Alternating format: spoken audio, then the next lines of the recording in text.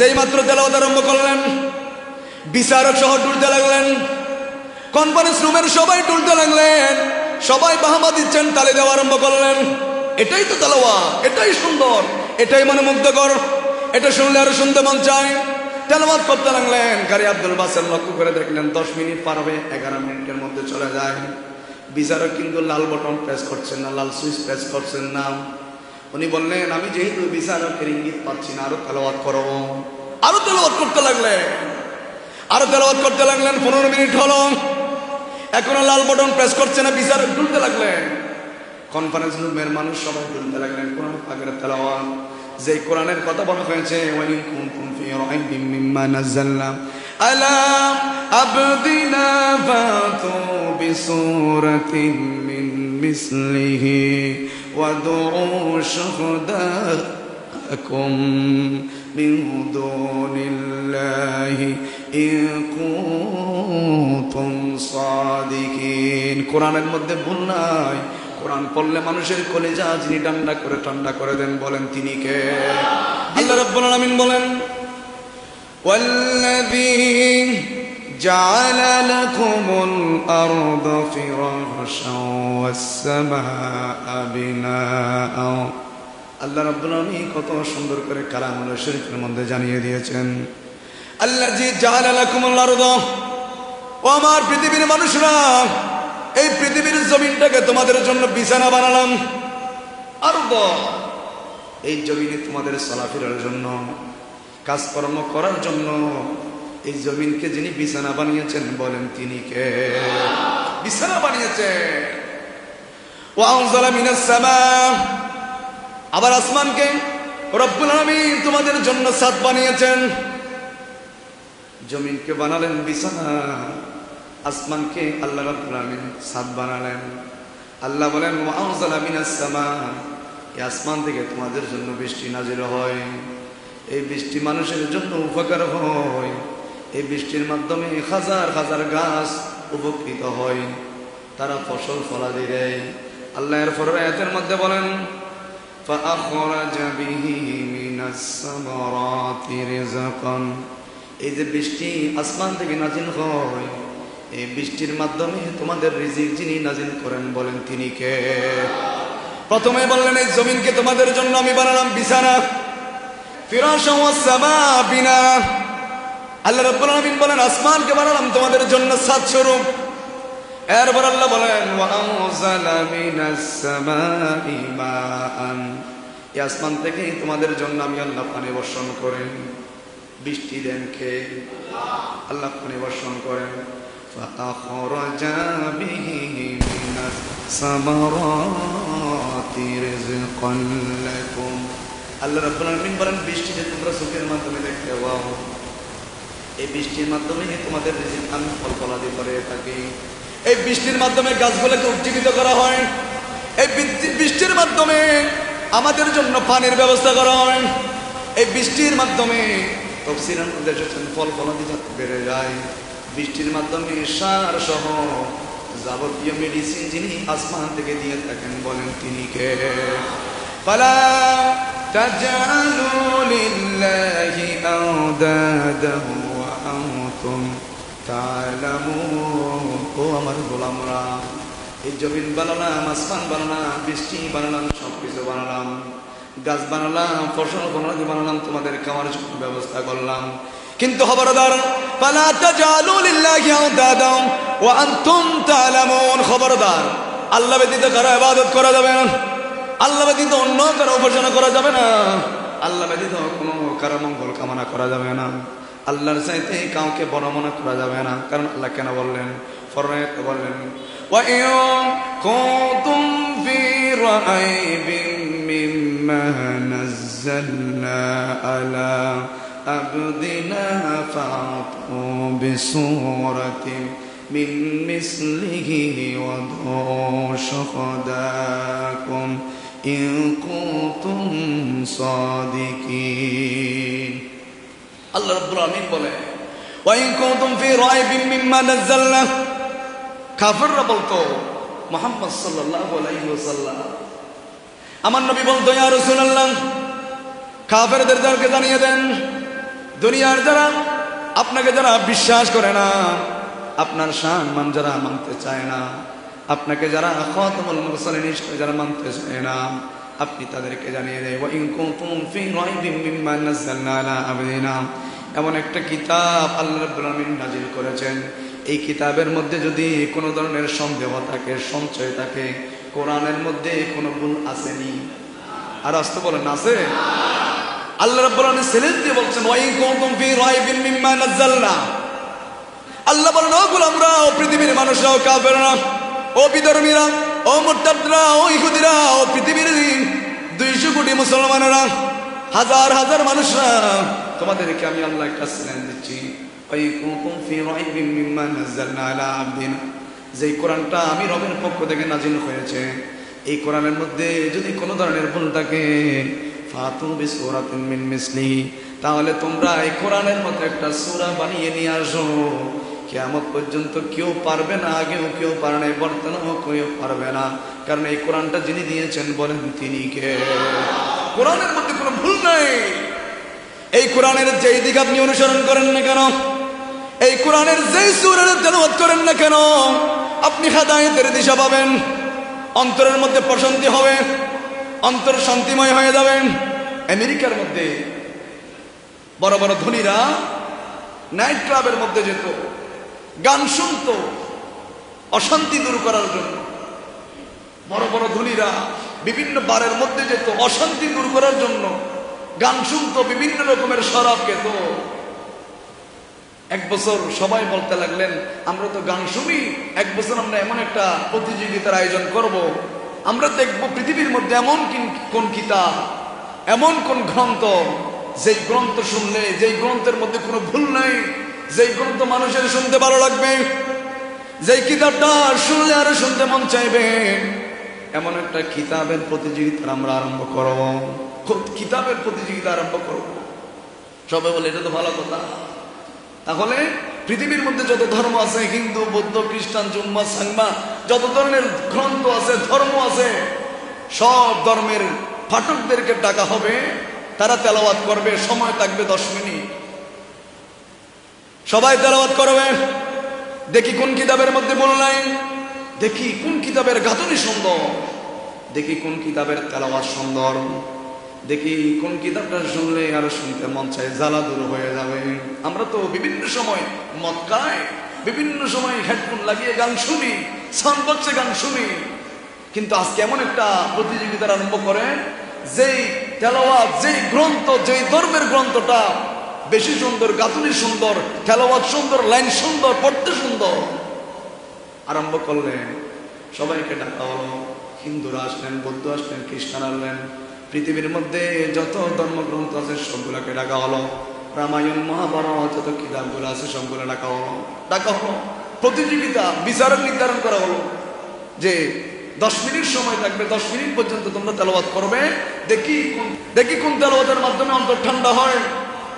আসলেন হিন্দুদের কিতাব থেকে তেলাওয়াত করতে লাগলেন, বিচারক 10 মিনিট হয়েছে, সাথে সাথে লাল বটন, লাল সুইচটা প্রেস করলেন, উনি বসে গেলেন, তোমার সময় শেষ।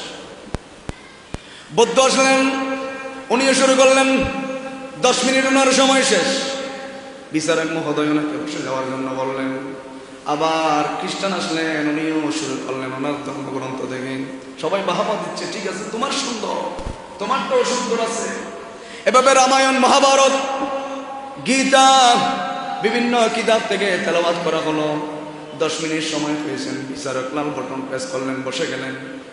কিন্তু মুসলমানের পক্ষ থেকে মুসলমানদের প্রতিনিধিত্ব করার জন্য কারি আব্দুল বাসেত ইবনে আব্দুস সামাদ, মুসলমানদের প্রতিনিধিত্ব কারি সাহেব, ধবধবে সাদা জুব্বা পরেন, ক্লিন শেভ করা কারি সাহেব বিচারকের মঞ্চের মধ্যে দাঁড়ালেন, তেলাওয়াত করেন।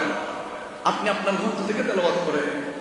কারি আব্দুল বাসেত শুরু করলেন, আর রহমানু আল্লামাল কুরআনা খালাকাল ইনসান আল্লামাহুল বায়ান الشمس والقمر بحسبان والنجم والشجر يسجدان والسماء رفعها ووضع الميزان সুবহানাল্লাহ। যেই মাত্র তেলাওয়াত আরম্ভ করলেন বিচারক সহ টুলতে লাগলেন, কনফারেন্স রুমের সবাই টুলতে লাগলেন, সবাই বাহামা দিচ্ছেন, তালি দেওয়া আরম্ভ করলেন। এটাই তো তেলাওয়াত, এটাই সুন্দর, এটাই মনোমুগ্ধকর, এটা শুনলে আরো শুনতে মন চায়। তেলাওয়াত করতে লাগলেন। কারি আব্দুল বাসের লক্ষ্য করে দেখলেন 10 মিনিট পার হয়ে 11 মিনিটের মধ্যে চলে যায়। বিচারক কিন্তু লাল বটন প্রেস করছেন না, লাল সুইচ প্রেস করছেন না। উনি বললেন, আমি যেহেতু বিচারকের ইঙ্গিত পাচ্ছি না, আরো তেলাওয়াত করব। আরো তেলাওয়াত করতে লাগলেন, আরো তেলাওয়াত করতে লাগলেন। 15 মিনিট হলো, এখনো লাল বটন প্রেস করছে না, বিচারক তুলতে লাগলেন। কনফারেন্স রুমের মানুষ সবাই তুলতে লাগলেন কোরআন পাকের তেলাওয়াত। যে কোরআনের কথা বলা হয়েছে, ওয়াইন কুনতুম ফি রাইবিম মিম্মা নাযালনা আলা আবদিনা ফাতু বিসূরাতিন মিন মিসলিহি ওয়াদউ শুহাদাকুম মিন দুনিল্লাহি ইন কুনতুম সাদিকিন। কোরআনের মধ্যে ভুল নাই। কোরআন পড়লে মানুষের কলিজা যিনি ঠান্ডা করে দেন, বলেন তিনি কে? বিদর্মীর সামনে কোরআনে পাকের তেলাওয়াত ছেড়ে দেন, উনি দেখবেন মাথা ডোলাতে থাকবে। কেন? তোমার কন্ট্রোল দেখে কেন? তুমি তো বিদর্মী, কোরআন শুনলে কেন তুমি মাথা ডোলাতে আরম্ভ করলাম? বললেন, কেন জানি না, যত শুনি তত শুনতে মন চায়। মনে হলো অনেক অন্তরের মধ্যে চালা ছিল, অনেক ব্যথা ছিল। এই কোরআন শোনার সাথে সাথে আমাদের ব্যথাগুলা দূর করে দিয়েছেন কে? কাফেররা বলতো, খবরদার, মুহাম্মাদের কাছে যাওয়া যাবে না, মুহাম্মাদের কাছে যাওয়া যাবে না, তেলাওয়াত শোনা যাবে না। আমার নবী যখন তাহাজ্জুদের নামাজের সময় মন্ত্রমুগ্ধভাবে যখন তেলাওয়াত করতেন, আমার নবীর তেলাওয়াত কত সুন্দর ছিলেন। রাহমাতুল লিল আলামিন। ওয়া মিনাল লাইলি ফাতাহাজ্জাদ বিহি নাফিলাতান লাকা আসা আইয়াবাসাকা রাব্বুকা মাকামান মাহমুদা।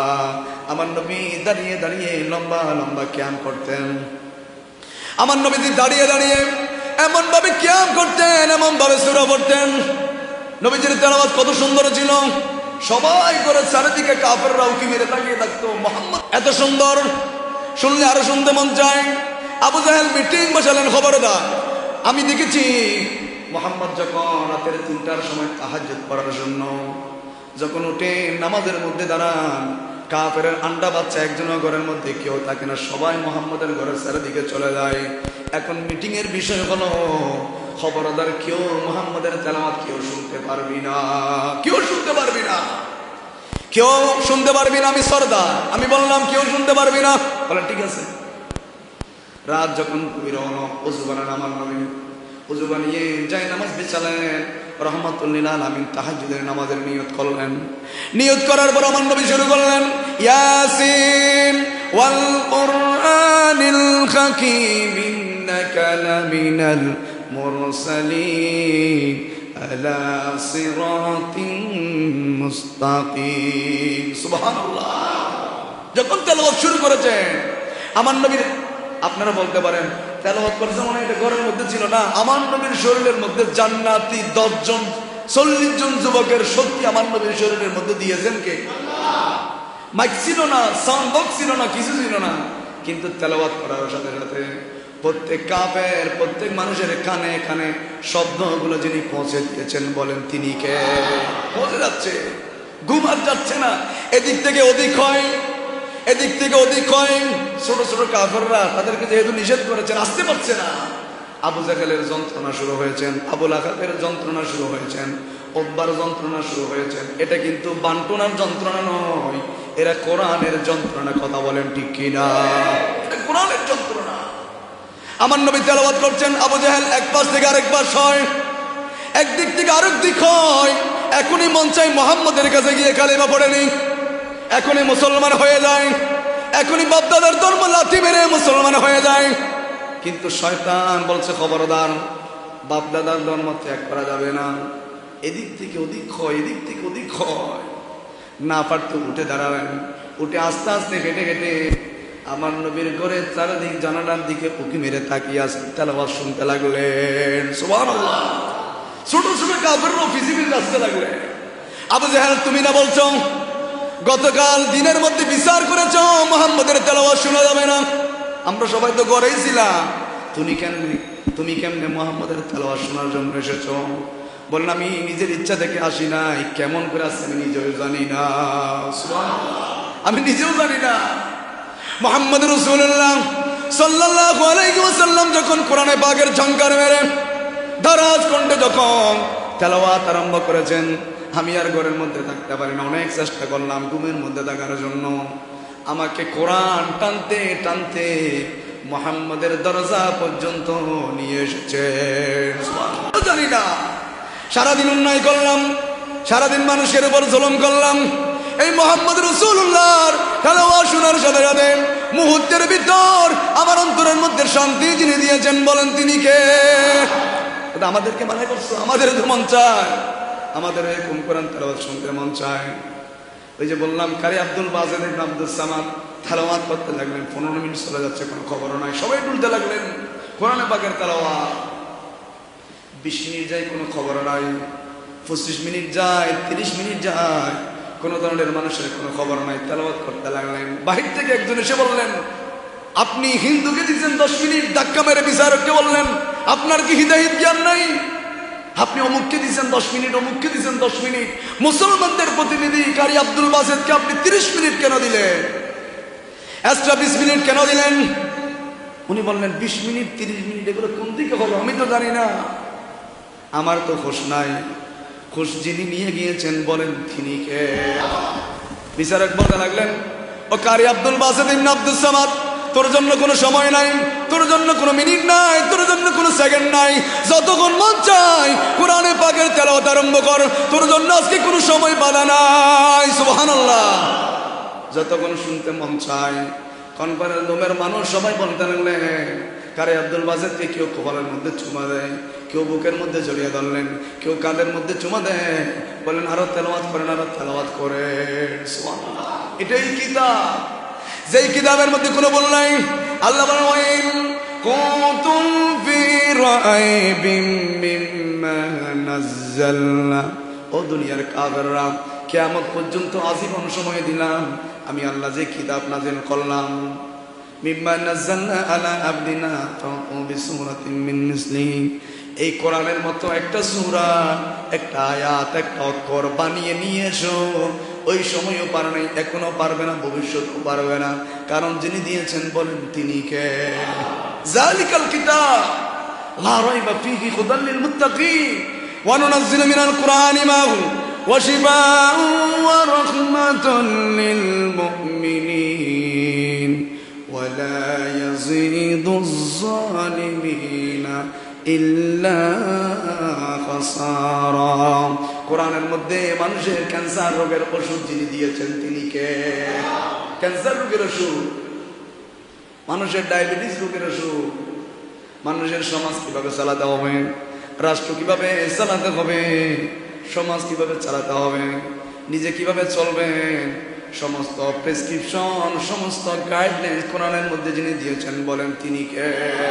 ওয়াদউ শুহাদাকুম মিন দুনিল্লাহি ইন কুনতুম সাদিকিন, তোমরা যদি সত্যবাদী হও, ইন কুনতুম সাদিকিন, তাহলে তোমরা যদি তোমাদের ধর্ম যদি সত্য হয়, তোমাদের ধর্ম যদি আল্লাহর মনোনীত ধর্ম হয়, তাহলে তোমরা কোরআনের মতো একটা আয়াত নিয়ে আসো, একটা সূরা নিয়ে আসো।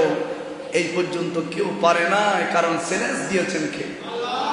কারি আব্দুল বাসেদকে বললেন তুমি আরো তেলাওয়াত করো। তেলাওয়াত যখন শেষ হলো সবাই জড়িয়ে ধরলেন, কেউ চুমা দিচ্ছে, কেউ টাকা দিচ্ছে। বললেন আমাদের অনেক যন্ত্রণা ছিল, যেই যন্ত্রণাগুলা, ফ্রাস্ট্রেশনগুলা, হতাশাগুলা দূর করার জন্য আমরা গান শুনতাম, আমরা বিভিন্ন রকমের বারের মধ্যে যাই, মদ খাই, ইয়াবা খাই, বিভিন্ন রকমের মাদক আসক্ত হয়ে যায় একমাত্র হতাশা দূর করার জন্য। কিন্তু কারি আব্দুল বাসেদ তুমি এমন কি তেলাওয়াত করেছো, যে তেলাওয়াত শোনার সাথে সাথে মনে হচ্ছে আমরা মহাশূন্যে বাঁচতেছি, মনে হচ্ছে আমরা পৃথিবীর মধ্যে নাই, আমাদের হিতাহিত জ্ঞান নাই, আমরা সব অন্তরের জ্বালা দূর হয়ে গিয়েছে।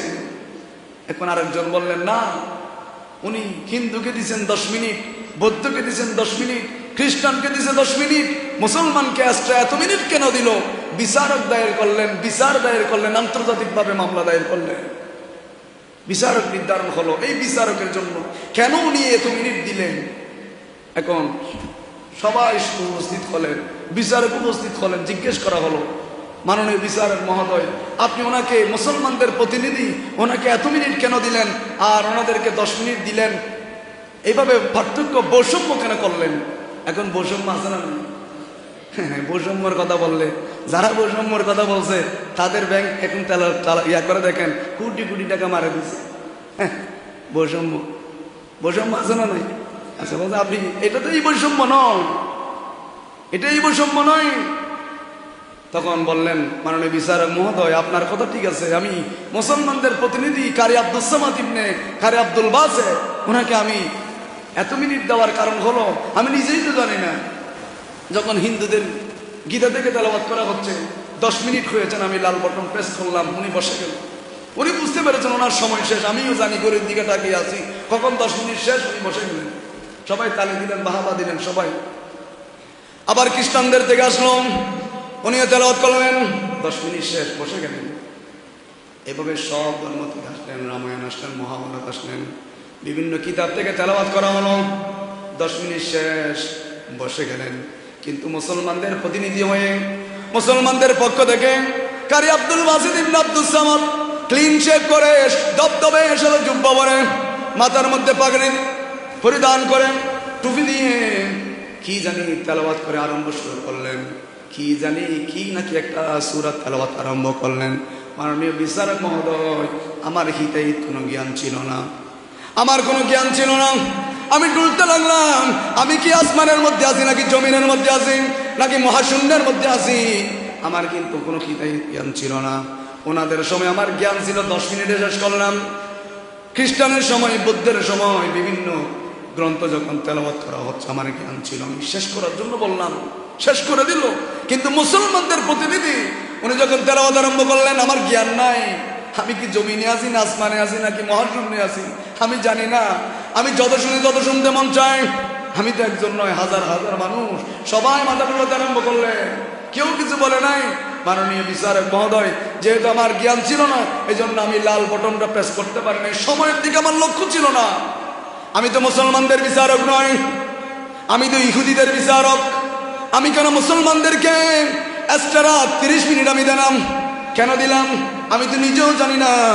লাল বটন, সবুজ বটন, কোনোটা আমি তো চিনতে পারলাম না, আমার হিতাহিত জ্ঞান নাই।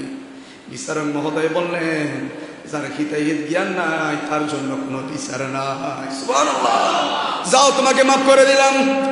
এই জন্য কোরআনের সাথে যারা বাঁচবে, কোরআনকে যারা বুকের মধ্যে ধারণ করবে, কোরআন যারা শুনবে, কোরআন যারা মহব্বত করবে, কোরআনের তেলাওয়াত যাদের কানের মধ্যে যাবে, যাদাতুহুম ঈমানান ওয়া আলা রাব্বিহিম ইয়াতাওয়াক্কালুন, তাদের ঈমান যিনি বাড়িয়ে দিবেন বলেন তিনি কে? এজন্য আমাদের সবসময় প্রস্তুত থাকতে হবে, মৃত্যুর জন্য প্রস্তুত থাকতে হবে।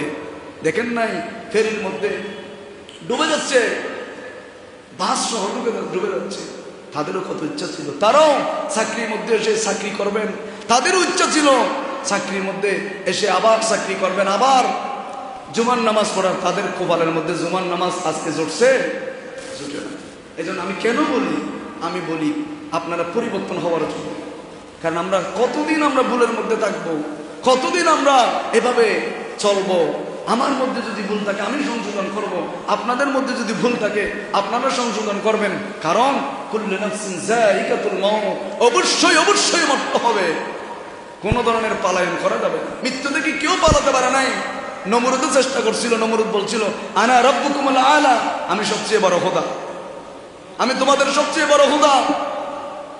তখন সবাই যারা ইমান দুর্বল ছিল, কাফেররা যখন বলছে হ্যাঁ আপনি খোদা, যাদের ইমান ছিল তারা বলতো না, আপনি কেমনে আমাদের খোদা হয়? তাদেরকে কতল করা হচ্ছে, তাদেরকে মেরে ফেলা হয়েছে।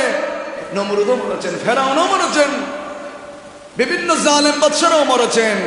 অবশ্যই অবশ্যই মানুষকেও মরতে হবে, সবাইকে মরতে হবে। আল্লাহ বলেন আইনামা তাকুনু ইউদরিকুমুল মাউত ওয়ালাউ কুনতুম ফি বুরুজিন মুশাইয়াদা, যেখানে থাকো না কেন, যদি একেবারে কোনো মানুষের যোগাযোগ নাই, এমন একটা জায়গার মধ্যে ঢুকে আছো, ওখানেও মালাকুল মউত প্রতি মুহূর্তে গিয়ে উপস্থিত হবে। ক্ষমতা দিয়েছেন কে? এই জন্য পরিবর্তন হতে হবে। কয়েকদিন আগে ফেনীর মধ্যে এক জায়গায় ছোট একটা মেয়ে কবরের পাশে গিয়ে কান্না করতেছে, মায়ের কবরের পাশে গিয়ে কান্না করতেছে, মা তুমি মরে গিয়েছো, আমাকে কেন নাও নাই? মানুষ কত নিষ্ঠুর, ছোট ছোট বাচ্চাদের সাথে অন্যায় করে, কাজের বুয়ের সাথে মানুষ মারতে মারতে, দেখেন নাই বিমানের এক পরিচালক নাকি কাজের একজন মেয়েকে গরম পানির সেক দিয়েছেন, গরম খুন্তির সেক দিয়েছেন, ছোট একটা মেয়ে। আল্লাহ চাইলে তো এই মেয়েকে তোমার ঘর দিয়ে পাঠাতে পারতো, উনি তো তোমার আপন মেয়ে হতে পারতো। ইসলাম সেটাই বলে, আপনি যা করবেন, আপনি যা পছন্দ করবেন, আপনার ভাইয়ের জন্য তা পছন্দ করবেন। পৃথিবীর মধ্যে সবাই ভাই, কারোর সাথে কোনো পার্থক্য নাই, সবাই একে অপরের ভাই, সবার সাথে ন্যায় বিচার করবেন। মা মারা গিয়েছেন, আর একজন আনা হলো, উনিও যদি সুন্দরভাবে পরিচালনা করতেন, আপনি মনে করছেন আপনি এখন বউ, মেয়েরা যারা শুনছেন, আপনি এখন বউ, আপনি শ্বশুর শাশুড়িকে নির্যাতন করতেছেন, আপনিও তো একদিন শ্বশুর শাশুড়ি হবেন। ফালা ঘুরে ঘুরে আসতেছে, আপনি যেভাবে করবেন, আপনি যা আপনার শ্বশুর শাশুড়ি, আপনার এটা বদলার রিপিট 100 গুণ হয়ে আপনার সামনে উপস্থিত হবে। আপনি করেছেন 10 গুণ, এটা 100 গুণ হয়ে আপনার সামনে আসবে। আপনি বাদ দেন নাই শ্বশুর শাশুড়িকে, কিন্তু আপনার কপালে গরজ উঠবেন এমন হতে পারে। আল্লাহ বলেন আমি কাউকে ছাড় দিই না, আলাইসাল্লাহু বিআহকামিল হাকিমিন, সমস্ত বিচারকদের বিচারককে। পৃথিবীতে যারা বিচার করে টাকা দিলে এদিকে একটা ওদিকে হয়ে যায়, কিন্তু আল্লাহর দরবারে তো কোনো ঘুষ চলে না। আল্লাহর দরবারে তো কাউকে ঘুষ দেওয়া যাবে না। আল্লাহর দরবারে কোনো ধরনের একটু ওই মামা খালু বলে না, এরকম করা যাবে না।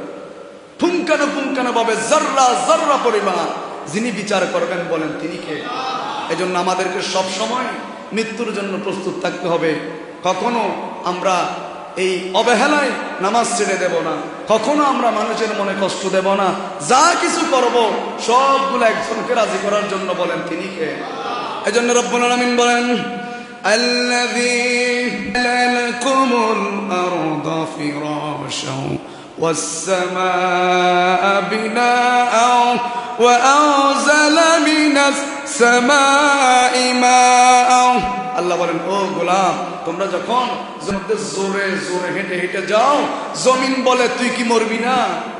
তুই যে, আমি জমিনের উপর বিশেষ করে মেয়েদেরকে বলছি, তোমরা যে দপর দপর করে জোরে জোরে হেঁটে যাও, জমিন কথা বলে তুমি কি কবরে আসবে না? এই জন্য কবর কারোর জন্য জান্নাতের টুকরা হয়ে যায়, কবর কারোর জন্য জাহান্নামের গর্ত হয়ে যায়। দুনিয়ার মধ্যে যখন এগুলো হিসাব করে করে চলবেন, এই যে আজকে আয়াতের মধ্যে বলা হয়েছে ওয়াল্লাযী জাআলা লাকুমুল আরদা ফিরাশান, আল্লাহ বলেন এই জমিনটা তোমাদের জন্য আমি বানালাম, বিছানা বানালাম। খবরদার, এখানে দম্ভ পড়ে অহংকার নিয়ে গৌরব নিয়ে তোমরা হাঁটাচলা করিও না। এটা আল্লাহর জমিন, এটা আল্লাহর রজ্জু, এটা আল্লাহর রাজত্ব, এখানে কারো ক্ষমতা চলে না, একজনের ক্ষমতা বলেন তিনি। এরপর বলেন ওয়াসসামাআ বিনাআ, আমি আল্লাহ আসমানকে সমুন্নত করেছি, ছাদ দিয়েছি তোমাদের জন্য।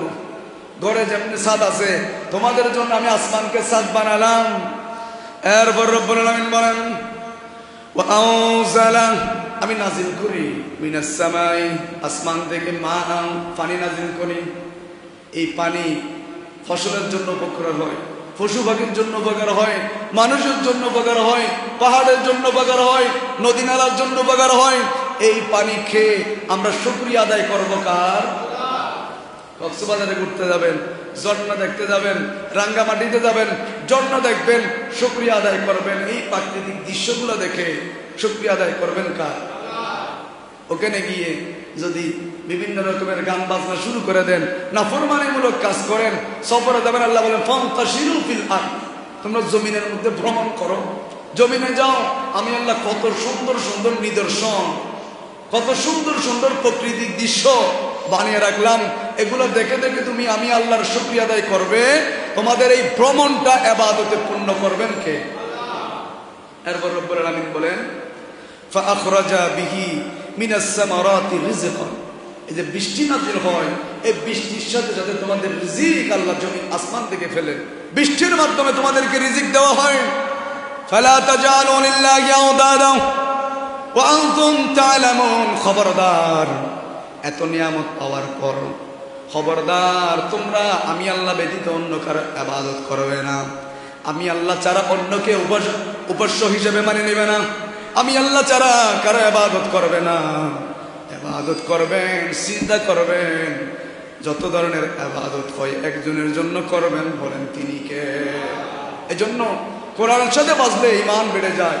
কোরআনের সাথে বাজলে আপনার কোরআন কিয়ামতের ময়দানে সুপারিশ করবে। আল্লাহ বলেন খবরদার এটার সাথে সাথে আরেকটা বিষয় হলো সব কিছুর ক্ষেত্রে কোন ধরনের শিরিক করা যাবে না। ইন্না শিরকা লাযুলমুন আযীম, নিশ্চয় নিশ্চয় শিরিক এটা সবচেয়ে বড় জুলুম। পৃথিবীর কারোর সাথে করা হয় না, একজনের সাথে করা হয়, বলেন তিনি কে? আল্লাহর সাথে কাউকে শরীক করা যাবে না, আল্লাহর সমকক্ষ কাউকে মনে করা যাবে না। এভাবে যদি আপনি ইবাদত করেন, আপনার নামাজ কম আর কি, আপনার রোজা কম, ফজর তো নামাজ পড়েছেন, তাহাজ্জুদ পড়তে পারেন নাই আর কি, সমস্যা নাই। আল্লাহ বলেন তুমি যদি কোনো মানুষের হক ধ্বংস না করো, তোমার ছেলের হক ধ্বংস না করো, তোমার ভাইয়ের হক ধ্বংস না করো, মানুষকে যদি মিথ্যা তাপ্পর মেরে না থাকো, মানুষের উপরে যদি জুলুম করে না থাকো, যদি জুলুম করো তাহলে ওই মানুষ যতক্ষণ মাফ করবে না ততক্ষণ পর্যন্ত আমি আল্লাহ মাফ করতে পারবো না। কত বড় কথা! আল্লাহ বলে নামাজ পড়ে আসো নাই, আমি আল্লাহ রহমানুর রহিম, শাস্তি দেওয়ার পর মাফ করে দেব। রোজা রাখো নাই, আমি আল্লাহ শাস্তি দেওয়ার পর তোকে মাফ করে দেবো, একদিন না একদিন জান্নাতে যাবি। কিন্তু খবরদার, এই জন্য আমার নবী বলেন কিয়ামতের ময়দানে কিছু মানুষ রোজা নিয়ে উঠবে, হজ নিয়ে উঠবে, জাকাত নিয়ে উঠবে, সব নিয়ে উঠবে, এদিক আর এদিক তাকাবে, রোজা হজ জাকাত একেবারে টাল মারা। লাইন একটা থাকবে, ওই কি লাইন, আমাকে তুমি জুলুম করেছো, তুই ঘুষি ওকে মারি দিয়েছো না, তোরে তো ঘুষি একটা দুনিয়ায় মারছিলাম, এখন একটা মারি দে, না এখন আর ঘুষি চলবে না, তো কি চাস? তুমি যে হজ করছো এটা আমাকে দিয়ে দাও, একটা ঘুষির বিনিময়ে হজ নিয়ে গেছে। আর একজন আসছে লাইন ধরে, তুই কি জন্য আসছিস? রাস্তা দিয়ে যাচ্ছ, মানুষকে বলছো, শেখায়ত করে করে, জুলুম করে করে, মানুষের পরনিন্দা গীবত করে করে যাচ্ছ, আজিয়ে তুই বিয়াগুলোর সামনে হয়ে দে, কে আমাদের সব মানুষের সামনে বলে দে আমার মতো খারাপ কেউ নাই। না বলবো না, আজকে বলে লাভ কি? আজকে তোর কি চাস? জাকাত যেটা দিয়েছো এটা আমাকে দিয়ে দাও।